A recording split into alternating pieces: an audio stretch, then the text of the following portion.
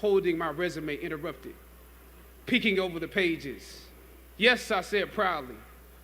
He slid my resume back in his desk and said, "Thank you for your concerns. We'll be watching you." I left the office. I shot the episode I had come in to shoot on that day. Probably the best one I did out of the 3 because I got what was bothering me off my chest. I was let go from that job on the next day. A phone call from my agent. They decided to go another way.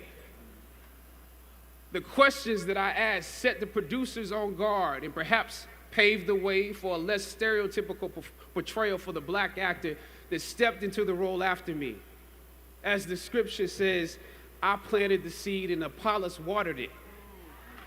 But God kept growing. God kept it growing.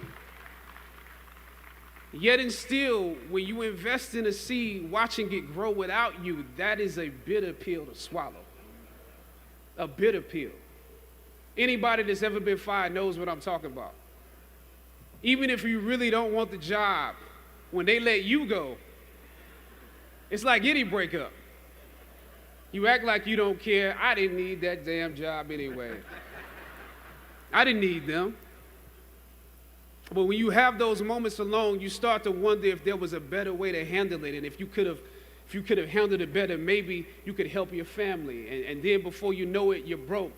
And you find yourself scraping together change just so you can ride the subway so that you can get the next job. And maybe if you could book something else, that would eclipse the feeling of doubt that's building, but it seems like you can't pay them to hire you now. My agents at the time told me it might be a while before I got a job acting on screen again. Well, that was fine because I never wanted to act in the first place. And I definitely didn't want to be caught dead going after a fake Hollywood pipe dream. I'm more of a writer-director anyway, so forget their stories. I can tell my own stories. But am I actually blackballed? We're hesitant about sending you out to some people right now because there is a stigma that you're difficult.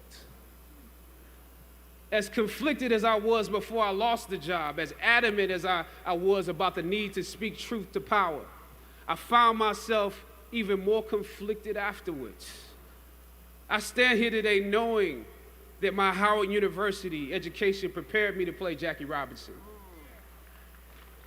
James Brown, Thurgood Marshall, and T'Challa. But what do you do when the principles and standards that were instilled in you here at Howard close the doors in front of you? Sometimes you need to get knocked down before you can really figure out what your fight is and how you need to fight it. At some point, my mind reverted back to my experiences here, to the professors that challenged me and struggled against me. Professor Roberts Williams, Doc Singleton, George Epstein, to name a few, the ones that would fail you out of the goodness of their hearts.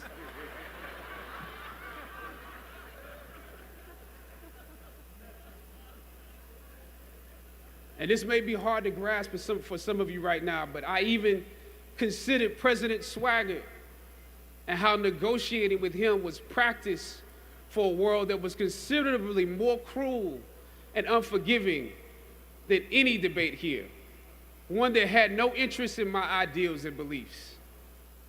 How would I maneuver through all of this?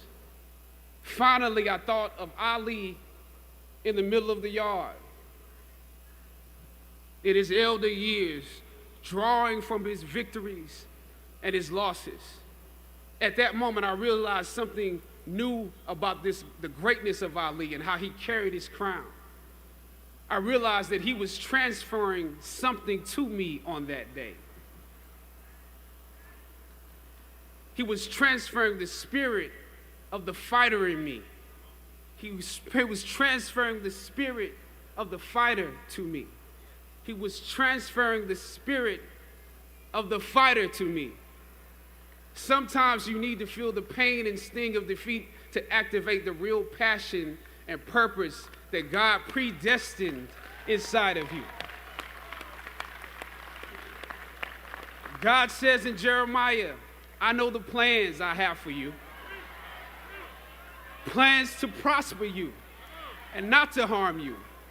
Plans to give you hope and a future. Graduating class, hear me well on this day. When you have reached the hilltop and you are deciding on next jobs, next steps, careers, further education, you would rather find purpose than a job or a career. Purpose crosses disciplines. Purpose is an essential element of you. It is the reason you are on the planet at this particular time in history. Your very existence is wrapped up in the things you are here to fulfill. Whatever you choose for a career path, remember the struggles along the way are only meant to shape you for your purpose. When I dare to challenge the system that would relegate us to victims and stereotypes with no clear historical backgrounds, no hopes or talents, when I questioned that method of portrayal, a different path opened up for me. The path to my destiny. When God has something for you, it doesn't matter who stands against it.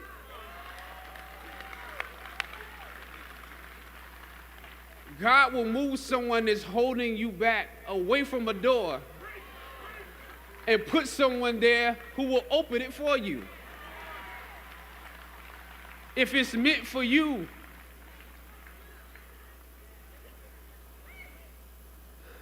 I don't know what your future is, but if you're willing to take the harder way, the more complicated one, the one with more failures at first than successes, the one that has ultimately proven to have more meaning, more victory, more glory, then you will not regret it. Now, this is your time.